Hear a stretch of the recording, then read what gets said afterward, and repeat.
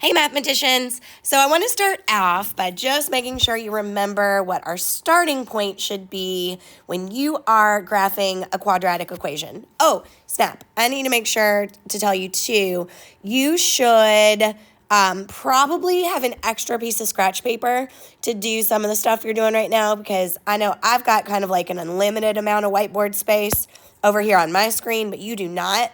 And once we get past the first couple of steps, we're going to use a lot of space to graph these quadratic equations. So you may want to pause the video if you need to, grab some paper so that you've got something to reference. So I'm assuming that hopefully you guys on your end have paused the video and now you're ready to actually start for real. So first of all, let's make sure we remember what you learned yesterday, which is how to find the vertex of this parabola, because that should always be your first starting point.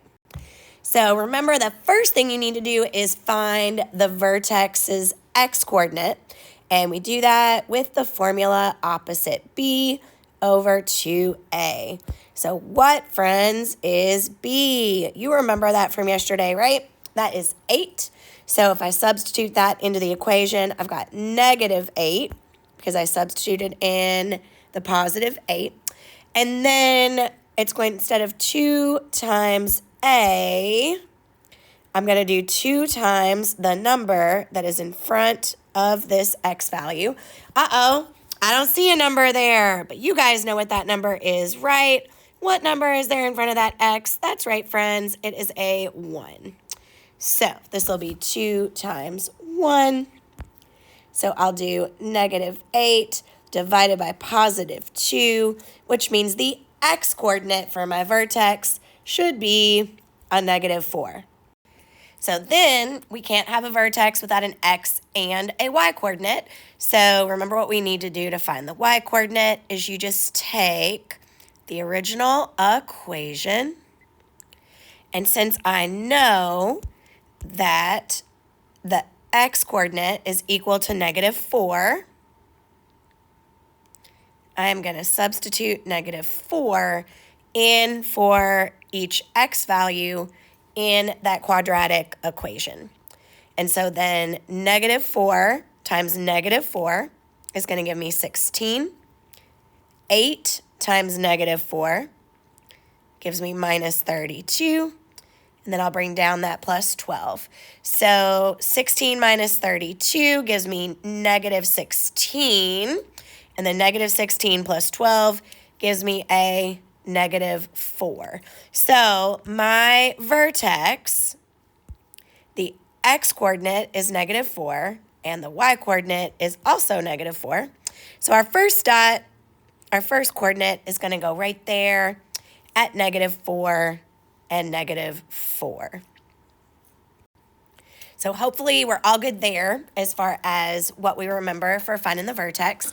You guys are also going to remember, hopefully from yesterday, that the a, so I'm going to zoom in on my a, so that number in front of the x to the second determines whether you have a happy parabola or a sad parabola. And because this is a positive number in the front, you know that this is going to go up like this, like somehow, some way, right? Well, we got to be a little bit more precise than just going up somehow, some way. So now I'm going to introduce you to the second step that you need in order to be able to graph a parabola. And that next step is that we are going to calculate the y-intercepts or the zeros. So we're going to figure out exactly where on this x-axis the parabola is going to come up, because we know it's a happy parabola, so it's going to go up in that direction. So we need to figure out exactly where it's going to hit, though. And the way we are going to do that is we are going to take the equation. So y equals x to the second plus 8x plus 12. And so you guys, my audience there, think about, what does your y value have to be? So what does your y value have to be for the graph to hit the x-axis? Think about it. Hopefully you guys are saying to yourselves or out loud 0. And that is actually, remember, we talked about this in class yesterday, why the I said y-intercepts on there. Oopsie. Sorry, guys. We are calculating x-intercepts, not y-intercepts. Hopefully you guys were yelling at the screen telling me I was wrong before I figured that out. Okay, so we're actually finding x-intercepts. Maybe. So what do your y values have to be for the graph to hit on the x-axis? We've already established it needs to be a 0. So we're actually going to solve the equation. Instead of y equals, we're going to solve the equation 0 equals x to the second plus 8x plus 12. Well, the way that you guys know to solve equations at this point would typically involve combining like terms and isolating the variable, but we can't combine like terms because we don't have any like terms to combine. This is not just a regular x, that's an x to the second, which means that we can't just put the x to the second and the 8x together, so we got to do something different. And solving a quadratic equation is pretty different from solving just a regular linear equation in one variable. So this is going to seem unrelated, but don't worry, friends, you're getting ready to see why it's related in just a second. So this is the reason we had to do a little mini unit on polynomials before we could do this unit that we really needed to do. So recall how we would have multiplied these two binomials together. We would have said x times x, which got us x to the second. We would have said x times 5, which got us 5 times x. Then we would have said 3 times x, which gets us 3x. And we would have said 3 times 5, which gives us 15. And then we would have combined those like terms so that we get x to the second plus 15, not 15, good grief, plus 8x plus 15, okay? So what we're getting ready to do over here to solve this equation, we're going to actually take the polynomial half of the equation on the right-hand side of the equal sign, and we're going to, for lack of a better term, we're going to break it up into the binomials that we must have had multiplied together in order to get that. So let me show you what I mean. So we're going to take the right-hand side of this equation, and we're getting ready to like pull it apart into two separate binomials. And the word I'm using is very unmathy, pull apart. What I'm really doing is something called factoring, which really just means pulling it apart. So I'm going to start with the x to the second. So currently those two x's are multiplied together. So I'm going to take them and I'm going to pull them apart. I'm going to factor them and put 1x inside of this binomial and 1x inside of this binomial. So I'm taking those two x's and separating them. So now I need to figure out what the two numbers are that belong inside of the binomial to go along with those x's. And here is how you do that. You always do it, well, I shouldn't say always. That's actually not true. Okay, for this particular assignment, we're going to always do it the same way. So we need to find two numbers that multiply, and if they multiply, those two numbers that multiply to get C. And in this case, C is 12. So we need to find two numbers that multiply together to get C.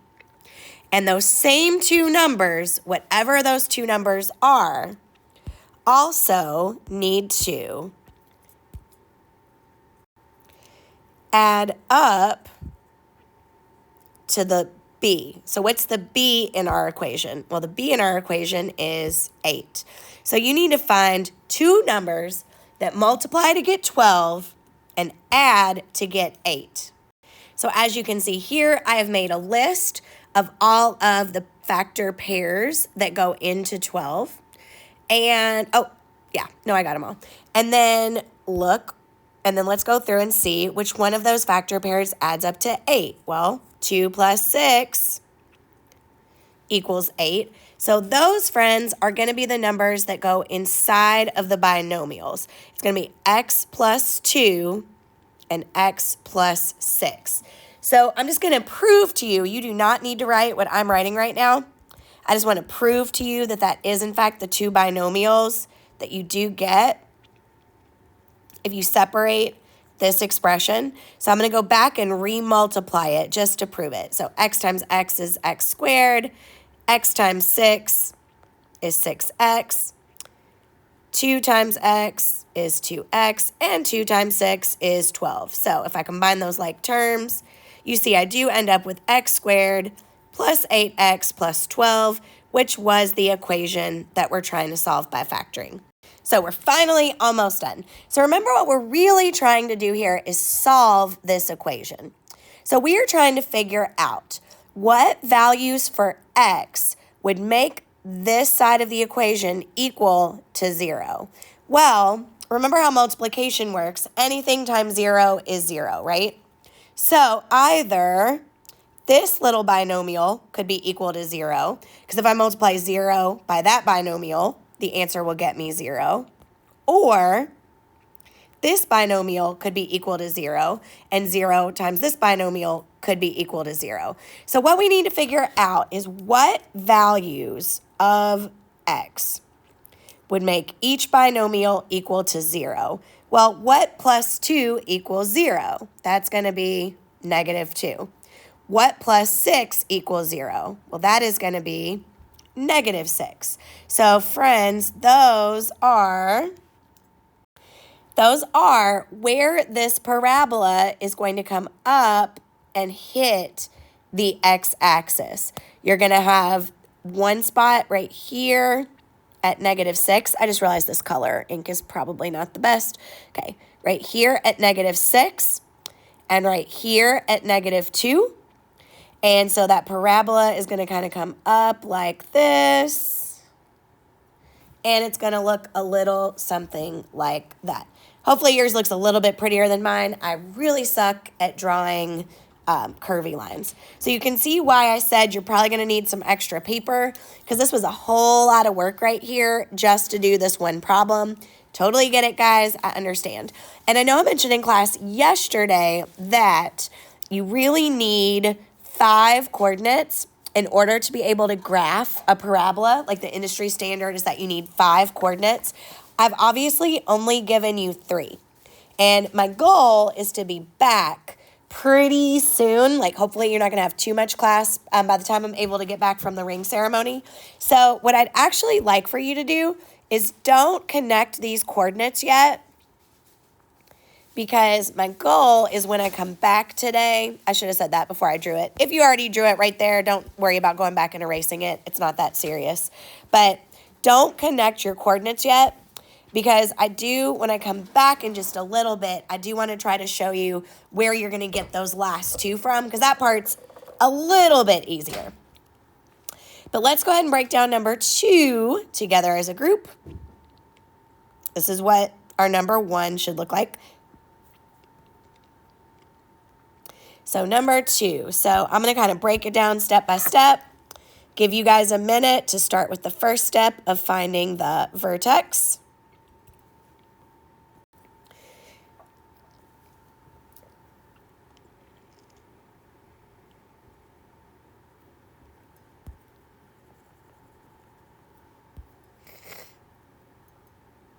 Sorry, guys, I think you can hear me like sniffling. My bad.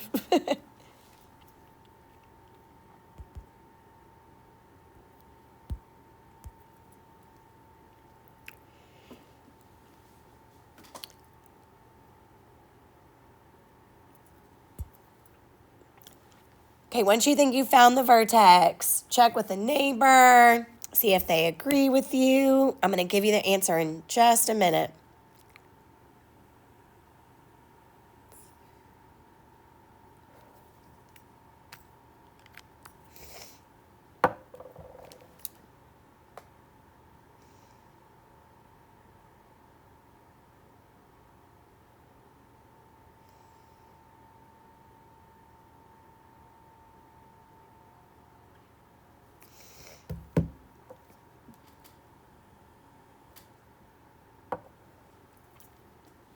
All right, hopefully that's been enough time for you guys. If not, y'all can feel free to pause. So the opposite of B, we know that's going to be -6 over 2 times A. Well, once again, A is simply equal to 1. So this is going to be -6 over 2, which is -3 for the X coordinate. So now for the Y coordinate, we need to take that X that we got in step 1, and we need to substitute it in for each of those X's.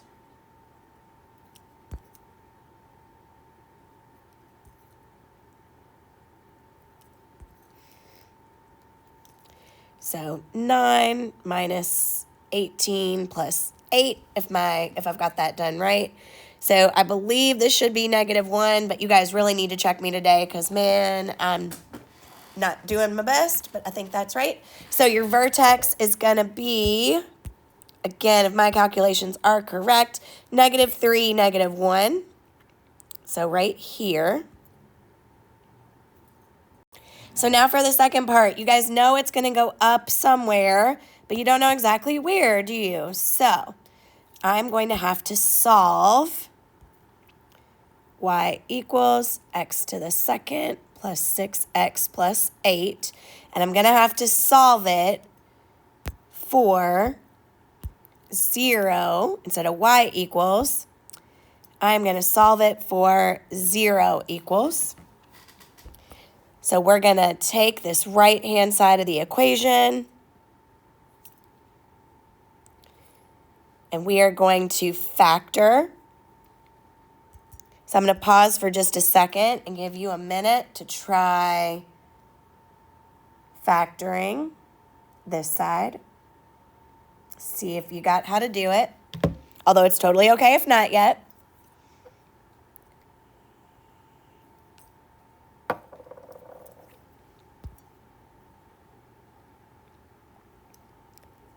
So how am I going to factor that x to the second? Well, I'm going to pull it apart. It's going to be an x times an x. And so now I need to figure out two numbers that multiply to get 8, but are going to add together to get 6. Because they've got to multiply to get C, but add to get to B. So I've got my factors of 8 right here. What's the pair that adds up to 6? Yep, right there. 2 plus 4. So we've got x plus 2 and x plus 4. But remember, those are not your actual answer because we still got to actually solve. So what value for x will make this binomial equal to 0? Well, -2 plus 2 will make that binomial equal to 0. What about this one? -4 plus 4 will equal 0. So your two zeros are -2 and -4. So remember, I'd rather you not go ahead and connect these yet because hopefully I am going to be back in time from Atherton so that I can actually show you how to do the fifth part. I'm also going to, in addition to you guys having this video played for you on the big screen, I've also reposted it on Google Classroom if you need to take another look at it. But guys, my goal is that I'm going to be back really soon. So hopefully I'll be able to answer any questions that you've got soon. And don't worry, I know it's hard to learn from a video, believe me. So if you're kind of having a hard time, wrong answers are okay. Please help each other out until I get back, and I'll see you in just a little bit.